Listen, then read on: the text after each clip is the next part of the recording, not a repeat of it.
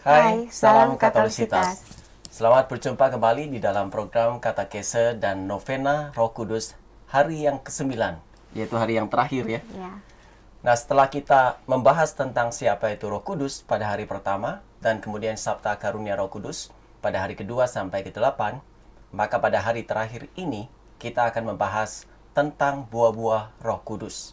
Pembahasan buah-buah Roh Kudus menjadi sangat penting karena inilah yang terlihat oleh orang-orang lain, sehingga orang dapat melihat kita sebagai cerminan dari Kristus sendiri. Sekarang kita akan melihat pertama kali adalah ayat-ayat kitab suci yang berhubungan dengan hal ini. pertama dari ketika waktu Yesus mengatakan kepada para muridnya ya tentang pohon dan buah yang baik ya. Dikatakan demikian. Demikianlah setiap pohon yang baik menghasilkan buah yang baik. Sedangkan pohon yang tidak baik menghasilkan buah yang tidak baik. Tidak mungkin pohon yang baik itu menghasilkan buah yang tidak baik, ataupun pohon yang tidak baik itu menghasilkan buah yang baik. Dan setiap pohon yang tidak menghasilkan buah yang baik pasti ditebang Ya, dan dibuang ke dalam api. wah ngeri ya. Jadi dari buahnya lah kamu akan mengenal mereka. Ya. Ya, di Injil Matius 7 ya, ayat 17 sampai 20.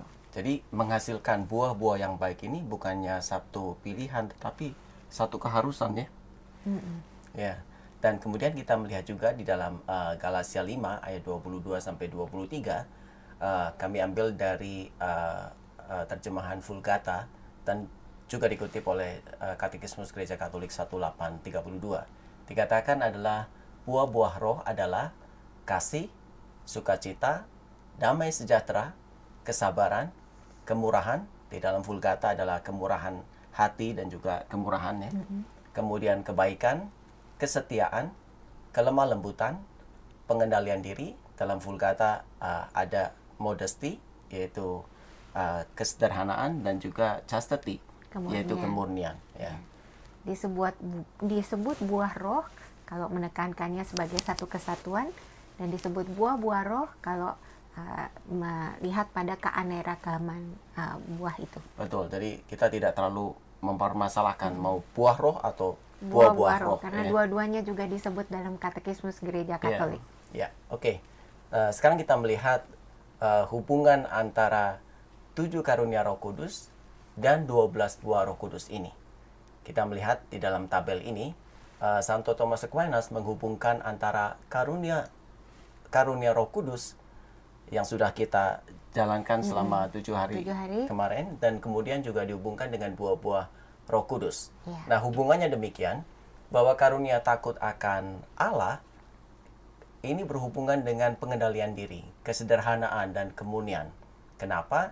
Karena memang mengendalikan 3 kecenderungan berbuat dosa, yaitu pengendalian diri, ini mengalahkan kesombongan, kemudian kesederhanaan mengalahkan keinginan mata, ya, memang menginginkan kekuasaan, ya.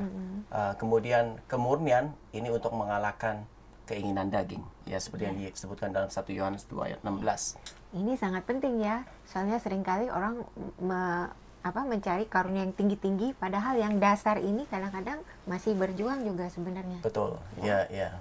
Dan kemudian karunia kesalahan yang memungkinkan manusia berhubungan dengan Allah sebagai Bapa, dan kemudian ingin meniru Bapa yang berbelas kasih, maka dihubungkan dengan karunia dengan buah kemurahan dan kemurahan hati. Ya. Nah, kalau di dalam bahasa Inggrisnya itu kindness dan generosity. Right. Ya. Terus pengenalan akan Allah berhubungan dengan kesetiaan. Mengapa? Karena kesetiaan berhubungan itu dengan ketulusan hati. Tidak ada maksud curang, tidak ada maksud culas ya. Jadi untuk mengarahkan segala ciptaan kepada Allah, kembali kepada Allah, itu kita tidak boleh berpikir curang dan culas ya. Makanya itu memelihara alam dan sebagainya, tidak boleh memikirkan hanya untuk diri sendiri, tapi juga untuk generasi mendatang, untuk orang-orang lain. Ya. Dan kemudian keperkasaan juga dihubungkan dengan kesabaran dan kelemah lembutan. Karena untuk melakukan hal-hal yang baik itu juga butuh satu kesabaran.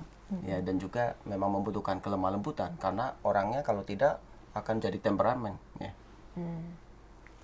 Nasihat berhubungan dengan kebaikan, ya. Ini sudah lebih jelas mungkin karena biasanya nasihat kan pasti untuk berbuat sesuatu yang baik. Betul, ya. iya.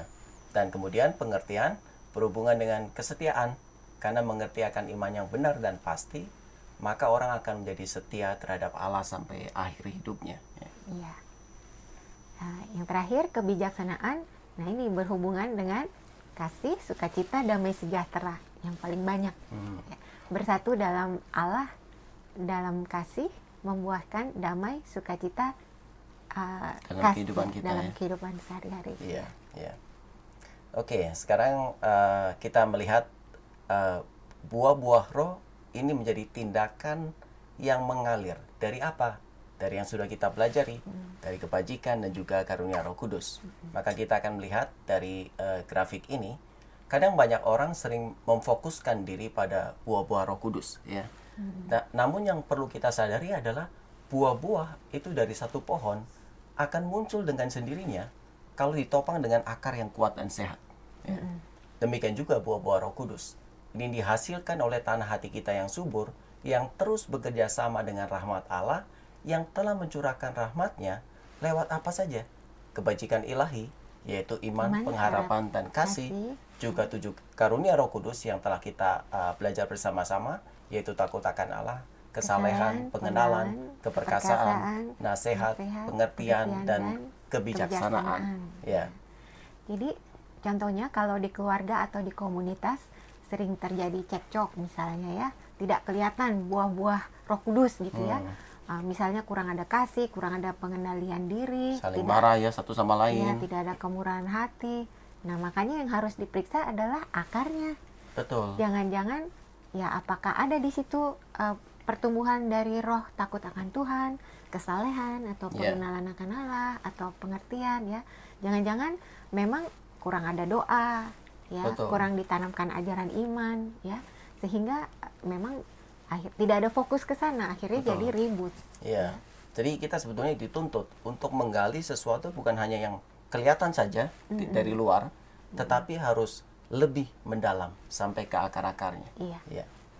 Sekarang kita akan melihat satu persatu dari buah-buah Roh Kudus ini. Yang pertama adalah kasih atau charity, ya. Kasih itu adalah buah pertama dari Roh Kudus, menjadi ibu dari semua buah yang lain. Betul, iya. Nah, kasih itu adalah kemampuan untuk mengasihi Allah maupun sesama, ya, tanpa mengharapkan balasan. Memang imbalan. ini susah, ya. Iya. Jadi maksudnya kasih yang tulus, ya, bukan cuma perasaan, tapi benar-benar keputusan teguh dengan didasari keyakinan saya diciptakan Tuhan untuk mengasihi, dan hanya dengan mengasihi ini saya bahagia. Iya. Jadi kalau kita mengasihi Allah itu bukan karena kita mendapat berkatnya, ya. Iya. Tapi karena memang untuk diri Allah sendiri, yaitu pribadi yang adalah segalanya bagi kita. Jadi kasih itu harus menjadi dasar bagi kita untuk berdoa, beribadah maupun berbuat silih. Jangan karena memang kita hanya mengharapkan rezeki. Nah, itu nggak boleh, atau berkat-berkatnya. Tapi yang kita harapkan karena memang dasarnya adalah kasih. Iya. Ya. Jadi kalau dengan kasih yang seperti itu, mudah-mudahan kita dengan kekuatan mengasihi Tuhan, kita bisa mengasihi sesama. Ya. Demi kasih kita kepada Tuhan. Ya. Ya. Nah, kita terus jadi dimampukan juga untuk mengasihi sesama seperti mengasihi diri sendiri. Ya. Ini pembahasannya akan sangat singkat setiap buah-buah ini, ya. Karena waktunya yang terbatas. Kita masuk ke yang kedua, yaitu sukacita, ya, atau joy. Nah, sukacita ini adalah buah dari hati nurani yang bersih, bebas dari rasa bersalah atau dari gangguan pikiran yang kurang tenang, ya. Kemudian pikiran yang tenang sebaliknya itu, atau yang terpuaskan, itu selalu menghasilkan sukacita. Ini kita bisa lihat kalau misalkan kita banyak hati nuraninya itu terganggu karena satu dosa, dan setelah kita melakukan pengakuan dosa, tiba-tiba hati kita menjadi sangat tenang, dan kemudian diisi gitu, ya, dengan satu sukacita. Iya. Juga bisa sukacita berasal dari kesenangan kalau kita berhasil mengalahkan kesenangan kita yang salah, ya. Nah itu kita bisa lega dan senang gitu ya. Kesenangan duniawi misalnya apa? Misal orang yang dulunya sangat terikat dengan rokok atau dengan minum-minuman, tapi begitu bisa lepas itu menghasilkan sukacita yang luar biasa. Iya. Terus ketiga, sukacita timbul karena dikasihi Yesus. Nah ini kayaknya yang paling utama ya. Iya, ini yang nomor satu sebenarnya ya. Dan karena kita tinggal di dalam kasih-Nya dan karena kita melakukan perintah-Nya. Nah ini cocok dengan sabda Yesus sendiri ya dalam Injil Yohanes. Dikatakan, aku mengasihi kamu, tinggallah di dalam kasih-Ku. Jikalau kamu menuruti perintah-Ku, kamu akan tinggal di dalam kasih-Ku, seperti aku mengikuti perintah Bapa dan tinggal di dalam kasih-Nya. Semua itu Kukatakan supaya sukacitaku ada di dalam kamu dan sukacitamu menjadi penuh. Ya, Yohanes 15 ayat 9 sampai 11. Jadi di sini kita melihat sukacita kita yang penuh ini datangnya dari mana? Datangnya karena Tuhan Yesus lebih dahulu mengasihi kita dan Dia membawa kita dekat di dalam Dia. Dan kalau kita melakukan perintah-Nya. Dan juga sukacita ini karena kita diberi pengharapan yang kuat ya bahwa kelak kita akan bersama dengan Tuhan di surga. Dikatakan bahwa di mana aku berada, kamu pun berada. Dan Yesus sudah menyiapkan tempat bagi kita ya kepada orang-orang yang mengasihinya. Oleh karena itu kita punya satu sukacita di dunia ini. Oke, kemudian kita masuk ke damai sejahtera atau peace. Damai sejahtera diperoleh dari penyerahan diri kepada Tuhan.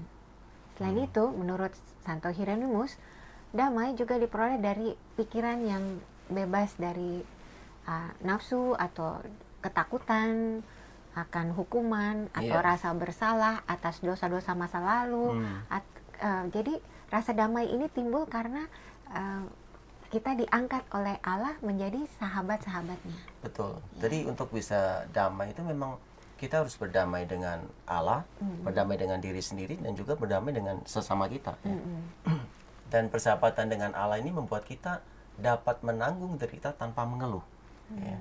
Melakukan pekerjaan berat tanpa mengadu. Nah ini adalah damai yang melampaui segala akal, diperoleh dari doa, permohonan dengan ucapan syukur dan permenungan sabda. Ya. Rasa damai sejahtera seperti ini akan nanti juga memancar keluar ya, bisa juga terasa dari orang-orang di sekitarnya. Betul ya. Bisa hidup berdamai dengan semua orang. Iya, dan ini juga menjadi tantangan buat kita semua agar bisa memancarkan damai ya. Jangan malah kalau kita datang malah membuat rusuh. Ini berlawanan dengan ajaran Kristus sendiri. Wah, mesti ingat doa damainya dari Santo Fransiskus Assisi ya. Oke, sekarang kita masuk ke kesabaran. Kesabaran adalah kemampuan untuk menanggung dengan gembira setiap keadaan yang tidak enak, yang biasanya disebabkan oleh kesalahan ataupun kemarahan sesama. Susah ini, Ingrid. Iya, susah ya. Susah. Pergumulan setiap orang ya, karena ada kecenderungan orang kalau kesel ikutnya balas balas ya. Kesel kan? Iya. Kesabaran itu adalah sikap yang mengalir dari kasih. Jadi kalau kita membaca di perikop tentang kasih yang ditulis oleh Rasul Paulus, kesabaran ini tulis nomor 1. Kasih itu sabar, baru murah hati dan sebagainya ya. 1 Korintus 13 ayat 4 ya. Jadi itu sungguh sulit tapi penting ya, untuk membuktikan bahwa kita memiliki kasih itu. Dan memang harus dilatih secara terus-menerus ya. Kadang cara melatihnya itu Tuhan kadang mengirimkan orang-orang yang menjengkelkan. Begitu kita doa, Tuhan tolong kasih saya kesabaran. Kenapa hari itu kita bisa ketemu sama orang yang menjengkelkan? Ya kesempatan untuk melatih kesabarannya. Tapi katanya caranya supaya kita bisa sabar, kita harus mengingatkan diri sendiri ya, bahwa kita sendiri memerlukan kesabaran Allah. Ya, dan kita memerlukan kerahiman Allah ya. Iya. Kalau Allah begitu sabar kepada kita, maka kita juga harus bersabar kepada orang-orang yang menjengkelkan. Kalau Tuhan tidak sabar pada kita kan cilaka ya kita ya. Jadi katanya salah satu tipsnya untuk membuat orang sabar adalah kita harus ingat bahwa kita pun membutuhkan kesabaran dan pengampunan dari Allah. Iya. Oke, kemudian kita masuk kepada kemurahan dan kemurahan hati. Ya. Kemurahan hati adalah kemampuan untuk memperlakukan orang lain seperti yang kita inginkan bagi diri kita sendiri. Karena umumnya orang ingin yang terbaik buat diri sendiri, jadi kalau kita bisa berbuat yang sama pada orang lain, artinya kita juga memberi yang terbaik pada orang lain. Ya, jadi memang juga kita harus pikirkan kalau memberi seseorang itu jangan cuma sisa ya, juga kita berikan yang terbaik ya. Nah, kemurahan hati ini juga adalah salah satu sifat Allah yang dihubungkan juga dengan belas kasihnya. Karena Yesus mengatakan, hendaklah kamu murah hati, sama seperti Bapamu adalah murah hati. Ya. Lukas 6 ayat 36. Ya, dulu ini jadi jubili ya, waktu tahun kehakiman. Iya, iya. Ya. Kemurahan hati yang tertinggi ditunjukkan dengan mengampuni. Mengampuni orang-orang yang telah bersalah atau menyakiti kita. Dan ini juga susah ya. Iya. Memang diperlukan satu rahmat khusus, tapi dari kita, memang kita harus menyediakan diri kita dan mengatakan kepada Tuhan, Tuhan, saya mau mengampuni. Tapi sekarang saya tidak mampu. Oleh karena itu, mampukan saya untuk bisa mengampuni. Dan biasanya kalau kita sudah memohon seperti itu, Tuhan memberikan rahmat-Nya. Iya. Karena untuk mengampuni itu adalah kehendak Allah bagi kita juga, untuk kebaikan kita.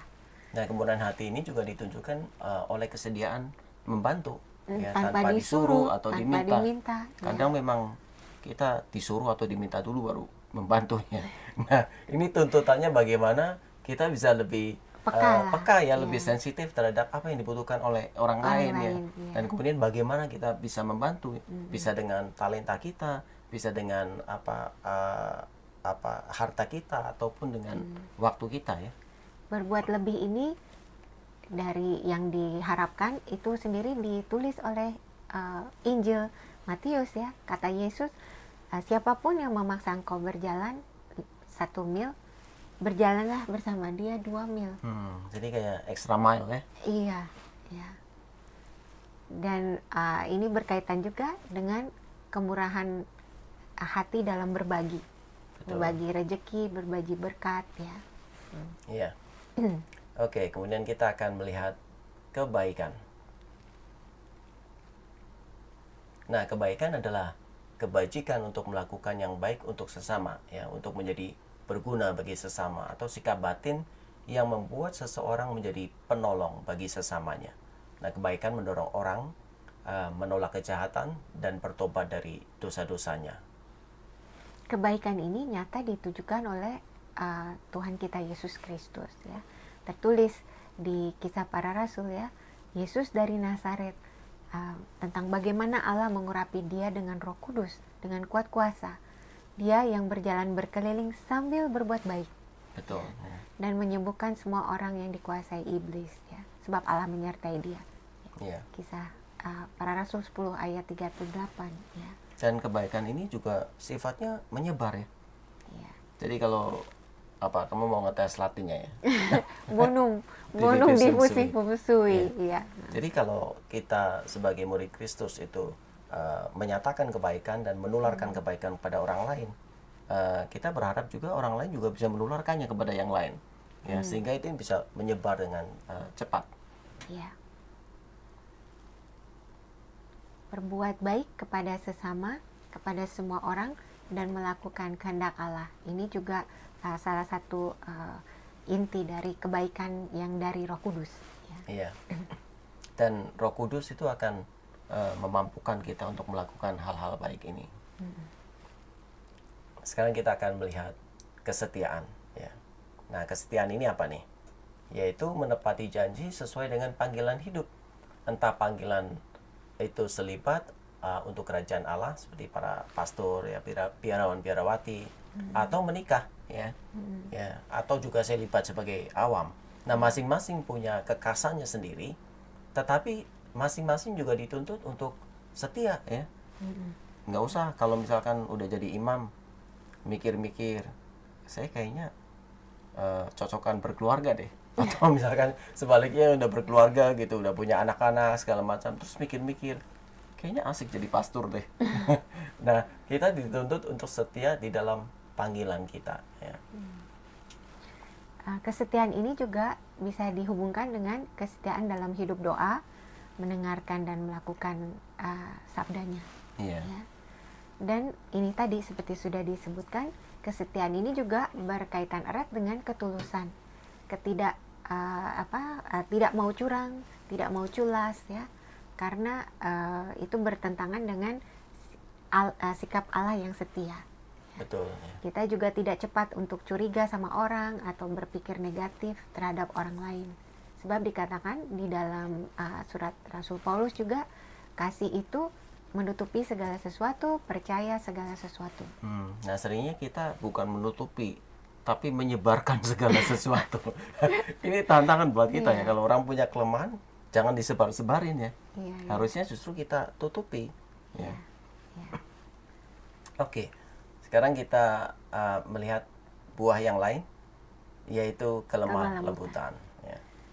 Nah, menurut Santo Anselmus, kelemah lembutan ini bukan cuman asal ngomongnya lemah lembut.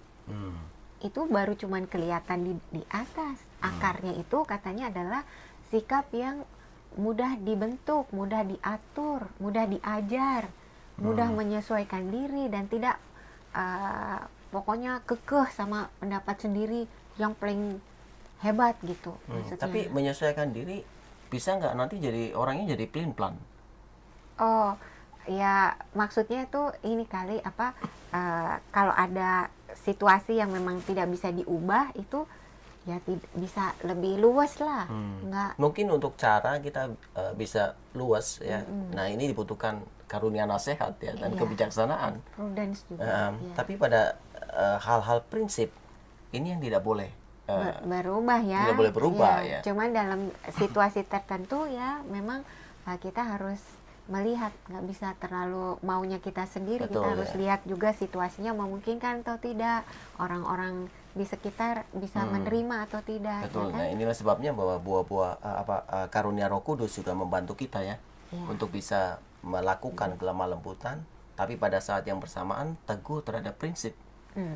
Baru setelah akarnya ini tercapai, mungkin sikap, perkataan, perbuatannya memang tercermin lemah lembut ya, dan tercermin juga dari tidak membalas kalau orang berlaku kasar atau menjengkelkan atau melukai hati ya.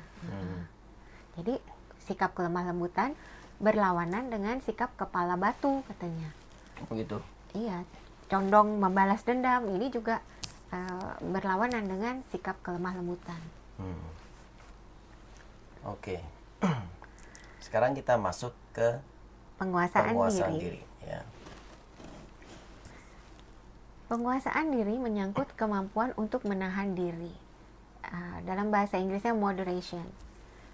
Diwujudkan dalam tindakan, yaitu dari katanya bisa terlihat dari tutur kata, dari cara tertawa, dari bisa olahraganya, misalnya senang olahraga harus bisa mengerem. Mengerem gimana olahraga? Iya, tahu kekuatan sendiri lah. Sama juga bekerja atau apapun ya, kegiatan-kegiatan, semua aktivitas kita harus tahu di mana batasnya. Kalau tertawa gimana? Waduh. In moderation itu gimana? Iya, ini soalnya penjelasan dari banyak santo loh. Salah satunya Santo Benedictus juga. Jadi maksudnya kalau ketawa nggak boleh sampai terlalu heboh ya. gitu ya? Iya, mungkin maksudnya begitu kali ya. Tapi kalau ada joy gimana? Ya mungkin in moderation, maksudnya harus pas. Ya, jadi kalau mau heboh ditahan gitu. Terus penguasaan diri juga nampak dalam menerapkan semua takaran yang pas dalam segala sesuatu itu tadi. Ya, dalam moralitas selalu kita melihat perkataan pas itu tidak boleh kelebihan, tidak boleh kesedikitan ya. Nah, artinya mampu menahan godaan-godaan, nafsu-nafsu, baik seksual ataupun yang lain. Jadi kita harus berhati-hati juga terhadap guyonan-guyonan yang kurang pantas ya. Iya. Dan atau pesan-pesan di WA, kadang video-video yang disebar-sebar belum tentu juga itu video yang baik. Apalagi nanti dimasukin di grup di grupnya grup yang Gambar-gambar yang orang-orang kurang pantas juga iya ya. untuk grup rohani. Loh, bagaimana katanya mau bertumbuh dalam Roh Kudus? Lah ini di grup rohani keluar gambar-gambar yang seperti itu. Iya, Ya karena kan? begitu kita panca indera kita melihat, mendengar ya, maka itu akan tersimpan di dalam memori kita Iya. ya. Dan itu kadang bisa muncul setiap saat ya. Nah, oleh karena itu berhati-hati terhadap apa yang kita masukkan dari luar. Oke. Jadi memang perlu ada satu membatasi diri ya, karena ini memang sesuai dengan ukuran moral. Berikutnya, ini chastity atau kemurnian. Hidup murni diwujudkan dengan menjaga kekudusan tubuh dan jiwa. Ya, kalau di konkretnya tidak melakukan perselingkuhan ataupun percabulan atau hubungan seksual di luar perkawinan. Iya. Bagi yang menikah, terbuka pada kemungkinan kelahiran dalam hubungan suami istri. Kalau dikehendaki pengaturan kelahiran, digunakan KB alamiah. Ya. Nah, bagi yang tidak menikah ya jangan sampai melakukan satu pergaulan bebas, pornografi, masturbasi dan sejenisnya. Selanjutnya, kemurnian diwujudkan dengan berpikiran yang murni, yang sopan, berpakaian yang sopan, sederhana. Demikian juga dalam tutur kata dan sikap. Ya, kelihatannya harus dimulai dari hal-hal yang simple dulu ya. Iya. Melatihnya dan kemudian lama-lama dia menjadi satu kebiasaan yang baik di dalam jiwa kita ya. Santo Hieronymus berkata, menahan diri tidak hanya terbatas dalam hal-hal seksual, tetapi juga dalam hal makan dan minum. Makan dan minum. Gitu ya. Iya. Itu sebabnya sesekali kita pantang kan hari Jumat. Iya. Kemarahan. Ya. Terus suka merendahkan orang lain. Nah, ini harus menahan diri. Mungkin juga membicarakan orang lain juga, ya. Atau kebiasaan-kebiasaan tertentu lah yang tidak baik gitu ya. Nah, ini makanya mati raga dan pantang itu adalah suatu cara yang sederhana untuk melatih kita supaya bisa menahan diri ini. Atau puasa bagi yang bisa. Terus kita melihat ya sekarang kita cek. Nah, ini kita lihat kembali gambar pohon ini.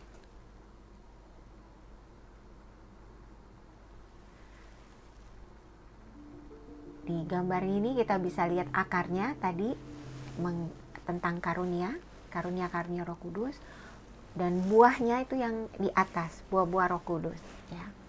Nah, kita melihat, kita cek sendiri di situ ada roh pengenalan akan Allah, keperkasaan, kesalehan ya, ada keperkasaan, nasihat, pengertian ya, kebijaksanaan ya. Nah, semuanya itu kita terima bersama dengan kebajikan iman, harap dan kasih pada ya. saat kita dibaptis ya. Namun apakah semuanya itu sekarang telah berakar kuat di dalam jiwa kita? Itu pertanyaannya ya. Adakah karunia-karunia tertentu yang tidak bertumbuh karena dosa-dosa kita? Juga mari kita pandang ya gambar buah-buah Roh Kudus ini, yaitu kasih, sukacita, damai sejahtera, kesabaran, kemurahan dan kemurahan hati, kebaikan, kesetiaan, kelemah lembutan, penguasaan diri, kesederhanaan, kemurnian. Mungkin kita temukan bahwa kita telah gagal menghasilkan buah-buah tertentu, atau sekalipun menghasilkan buah, namun belum cukup baik kualitasnya. Mari sejenak kita merenungkan, melihat ke dalam diri kita dan kehidupan kita.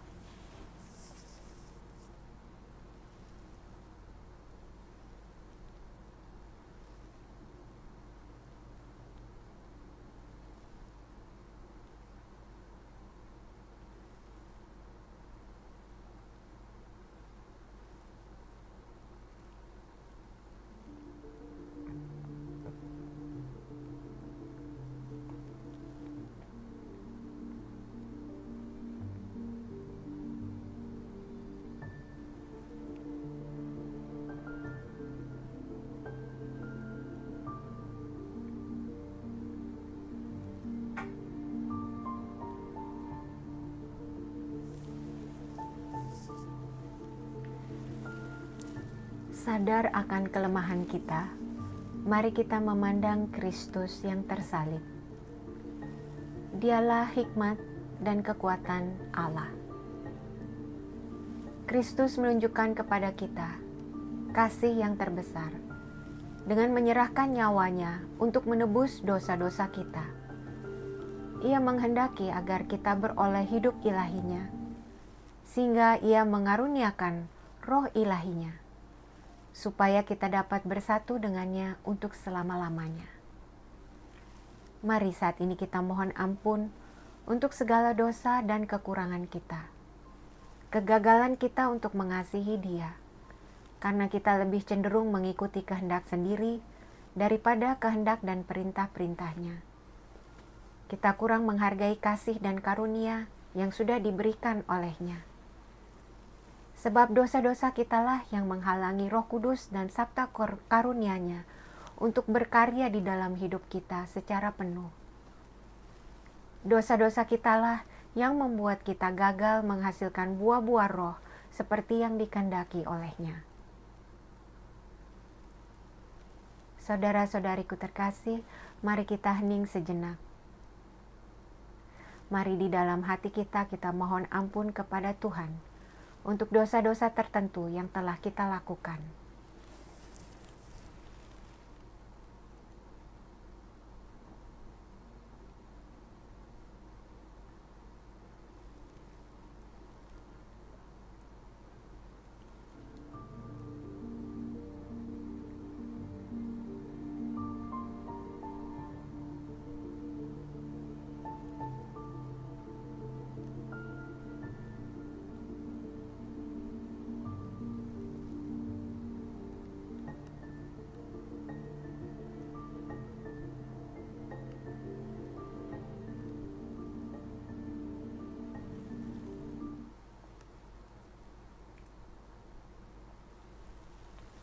Mari kita doakan bersama-sama doa tobat. Allah yang Maha Rahim, aku menyesal atas dosa-dosaku. Aku sungguh patut Engkau hukum, terutama karena aku telah tidak setia kepada Engkau, yang Maha Pengasih dan Maha Baik bagiku. Aku benci akan segala dosaku, dan berjanji dengan pertolongan rahmat-Mu, hendak memperbaiki hidupku, dan tidak akan berbuat dosa lagi. Allah yang Maha Murah, ampunilah aku, orang berdosa.